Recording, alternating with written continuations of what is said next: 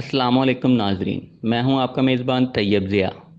नाजरीन, आज गुफ्तगू करेंगे भारतीय जासूस कुलभूषण यादव के मामले पर।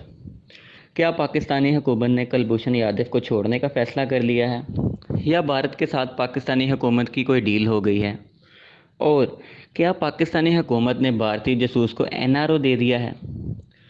जिस पर आजकल अपोजिशन भी बहुत ज़्यादा बहस कर रही है। और सोशल मीडिया पर भी हमें इस हवाले से बहुत सारी पोस्टें देखने को मिलती हैं, जिस पर इमरान खान और इनकी हुकूमत पर गद्दारी के टैग लगाए जा रहे हैं कि ये जो ऑर्डिनेंस लेके आ रहे हैं जिससे कुलभूषण यादव को कौंसलर रसाई हासिल होगी, ये उसकी हमायत कर रहे हैं, उसे छोड़ना चाह रहे हैं, एट्सट्रा एट्सट्रा, और भी बहुत सारी बातें जो कि आजकल सोशल मीडिया पर ज़ुबान ज़द आम हैं। इन तमाम सवालों के जवाब देने से पहले इन तमाम लोगों के जो सवालात हैं जो सोशल मीडिया पर आजकल ज़ुबान ज़द आम हैं, हर बंदा ही हुकूमत पर गद्दारी के टैग लगाता नज़र आ रहा है। इन सब पर बात करने से पहले थोड़ा सा माजी की तरफ चलते हैं, जब कुलभूषण यादव को पकड़ा कब गया। कुलभूषण यादव को 3 मार्च 2016 को गिरफ़्तार किया गया। उस वक्त नवाज शरीफ साहब की हुकूमत थी। जब इसे गिरफ़्तार किया गया तो इसके ऊपर इल्ज़ामात थे कि इसने बलूचिस्तान कराची में दहशत गर्दों को सपोर्ट की है, माली मामनत फराहम की है, और पाकिस्तान में बहुत ज़्यादा खून रेज़ी की है, दहशत गर्दों को ये सपोर्ट करता रहा है, और पाकिस्तान को इसने बहुत ज़्यादा नुकसान पहुँचाया है। जब हमने कुलभूषण यादव को पकड़ा, हमारे अदारों ने इसे पकड़ा, तो उस वक्त भारत ने ये डिनाई कर दिया कि इस शख्स के साथ हमारा कोई भी लेना देना नहीं है, यानी कि यह हमारा आदमी नहीं है। उसके बाद भारत का दूसरा मौक़िफ़ सामने आया कि ईरानी स्मगलर्स ने एक बंदे को पकड़कर आईएसआई को बेच दिया है। जबकि उसके बाद भारत का तीसरा मौक़िफ़ सामने आया कि ये तो एक रिटायर भारतीय ऑफिसर है जो कि बिज़नेस के मामलात में ईरान गया हुआ था, वहाँ से आए ईरानी स्मगलर्स ने इसे पकड़ा और पाकिस्तानी एजेंसी को बेच दिया।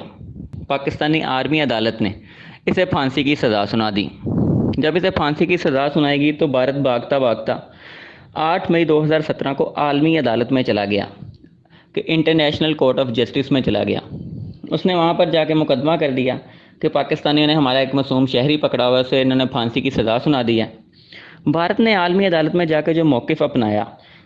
और यानी कि जो उन्होंने बात कही कि ये फ़ैसला होना चाहिए, हमारा ये पॉइंट है, हम ये चाहते हैं कि आलमी अदालत ये फ़ैसला दे। उनका जो पॉइंट था वो ये था कि फ़ौजी अदालत की सज़ा ख़त्म कर दी जाए। उसके बाद उनका दूसरा मौक़िफ़ था वो ये था कि सज़ाए मौत पर अमल दरामद फ़िलहाल रोका जाए, कि जो पाकिस्तान की आर्मी अदालत ने फ़ैसला किया है सज़ाए मौत देने का, उसे फ़िल वक्त रोक दिया जाए। और उनका जो तीसरा मौक़िफ़ था आलमी अदालत में, वो ये था कि इंडियन जासूस को वापस कर दिया जाए। जब भारत ने जाके आईसीजे में अपना मौक़िफ़ रखा तो उसके बाद पाकिस्तान को भी बुलाया गया। उस वक्त पाकिस्तान के पास दो रास्ते थे, या तो वो आलमी अदालत की जुरिस्डिक्शन को मान लेता, या कहता कि हमारी अदालत ने जो फ़ैसला कर दिया है हम उसी के ऊपर है, हम आलमी अदालत में मुकदमा नहीं लड़ना चाहते। लेकिन पाकिस्तान ने उस वक्त आलमी अदालत की जुरिस्डिक्शन को मान लिया और इन्होंने फ़ैसला किया कि हम भी आलमी अदालत में जाके ये केस लड़ेंगे। जब आलमी अदालत में केस लड़ा गया तो आलमी अदालत ने फ़ैसला सुनाया कि जी पाकिस्तान को ये कहा कि आप कुलभूषण यादव को कौंसलर रसाई दें। आलमी अदालत ने उस वक्त ये फ़ैसला सुना दिया। उन्होंने ये नहीं कहा कि आपने जो सज़ाए मौत की सज़ा सुनाई है वो ख़त्म कर दें,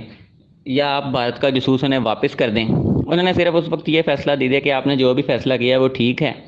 लेकिन आप इस शख्स को कौंसलर रसाई दें, इनके इस शख्स को एक अपील का मौका दें सिविल अदालत में। इंटरेस्टिंग बात है वो ये है कि पाकिस्तान के आर्मी एक्ट 1952 के तहत कि आर्मी की अदालत जिस बंदे को एक दफ़ा फांसी की सज़ा सुना दे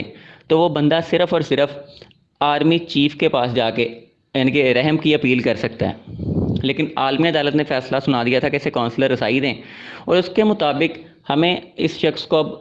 सिविल अदालत में कौंसलर रसाई देनी थी। इनके सिविल अदालत में से एक मौका देना था कि ये वहाँ पर रहम की अपील करें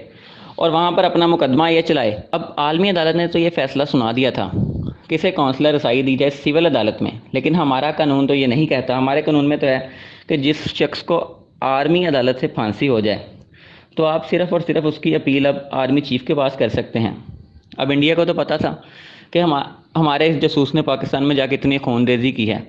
अब आर्मी चीफ़ के सामने अगर अपील की जाएगी तो वो तो इसे माफ़ नहीं करेंगे, वो तो सीधा सीधा फांसी पर लटका देंगे। अब जो आलमी अदालत ने फ़ैसला कर दिया था तो पाकिस्तान के लिए वह फ़ैसला मानना लाजमी था, यानी कि हमारे लिए लाजमी हो गया था कि हम वो फ़ैसला मानें। اس کی بھی ایک بہت بڑی وجہ ہے کہ اگر ہم وہ فیصلہ نہ مانتے ہیں، ہم کہتے ہیں کہ ہم اسے نئی کونسلر رسائی دے سکتے، جو کہ حکومت کو اب کونسلر رسائی دینے کے لیے ایک آرڈیننس لے کے آ رہی ہے، ایک ترمیم کر رہی ہے قانون کے اندر، جس کی وجہ سے اسے بہت سارے سوالات کا سامنا ہے، بہت سارے لوگ اس پر غداری کے ٹیگ لگا رہے ہیں، جبکہ حکومت کو یہ پہلے بھی پتہ تھا کہ جب ہم یہ ترمیم کر کے اسے کونسلر رسائی دیں گے تو ہمارے اوپر یہ سارے سوالات اٹھائے جائیں گے، تو اس سے بہتر تھا کہ وہ اسی وقت اس معاملے کو وہیں پر ختم کر دیتے کہ ہم اس بندے کو کوئی کونسلر رسائی نہیں دے رہے ہیں، یہ بندہ دہشت گرد ہے، اس نے پاکستان میں خون ریزی کی ہے، ہم اب اسے پھانسی دے رہے ہیں۔ اب پاکستان کے پاس دو طریقے تھے کلبھوشن یادو کو پھانسی دینے کے، یہ بات تو پکی ہے کہ اسے پھانسی تو ہوگی، لیکن اب دو طریقے تھے، ایک تو تھا کہ اسے ڈائریکٹ پھانسی دے دی جاتی، اب دوسرا طریقہ یہ ہے کہ اسے کونسلر رسائی دی جائے، اسے ایک موقع فراہم کیا جائے کہ وہ اپنا ایک وکیل کرے اور سول عدالت میں جا کے اس کا دوبارہ کیس سنا جائے اور اس کے بعد اسے پھانسی دی جائے، جبکہ بھارت یہ چاہتا ہے کہ اسے پاکستان کونسلر رسائی نہ دے اور اسے ڈائریکٹ پھانسی دے دیں، تاکہ وہ پوری دنیا میں شور مچا سکے کہ پاکستانی حکومت نے عالمی عدالت کی بات نہیں مانی، پاکستان عالمی ایکٹ کی خلاف ورزی کرتا ہے، وہ جس طرح انہوں نے کہا تھا کہ کونسلر رسائی دیں، انہوں نے کونسلر رسائی نہیں دی اور ہمارے معصوم شہری کو پھانسی پر لٹکا دیا۔ وہ پاکستان کی جگ رسائی کرنا چاہتا ہے ساری جگہ، یعنی کہ پاکستان کو بدنام کرنا چاہتا ہے۔ اب اس بدنامی سے بچنے کے لیے ہماری حکومت ایک آرڈیننس لے کے آ رہی ہے کہ اس کو کونسلر رسائی دی جائے۔ اب حکومت ایک آرڈیننس لے کے آ رہی ہے جس کے تحت آرمی ایکٹ 1952 میں تبدیلی کی جائے گی کہ آرمی نے جس بندے کو پھانسی کی سزا سنائی ہے وہ اب سول عدالت میں بھی جا کے اپیل کر سکتا ہے، اور اس اپیل کا حق اب کلبھوشن یادو کو دیا جائے گا۔ عالمی عدالت نے جو فیصلہ کیا ہے اس فیصلے کی بھی پاسداری ہو۔ اب یہ تو ایک بہت ہی اہمکانہ بات ہے کہ ایک بندہ جس کے خلاف ہماری آرمی عدالت نے فیصلہ سنا دیا ہو، آرمی عدالت نے اس کے خلاف فیصلہ سنا دیا ہو، ہمارے پاس اس کے خلاف بہت زیادہ ثبوت ہوں، اور ہم صرف اس بات سے ڈرتے رہے کہ ہماری عدالت اب اسے چھوڑ دے گی۔ اب یہ تو کسی کتاب میں نہیں لکھا ہوا کہ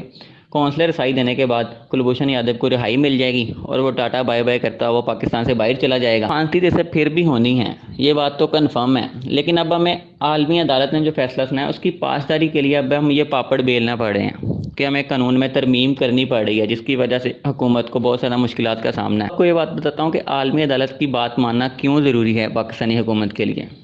وہ اس لیے ضروری ہے کہ اگر ہم عالمی عدالت کی بات کی پاسداری نہیں کرتے، جو انہوں نے فیصلہ سنایا اسے نہیں مانتے، تو عالمی مالیاتی ادارے ہمارے اوپر پابندیاں عائد کریں گے، یورپی یونین ہمارے اوپر پابندیاں عائد کرے گی،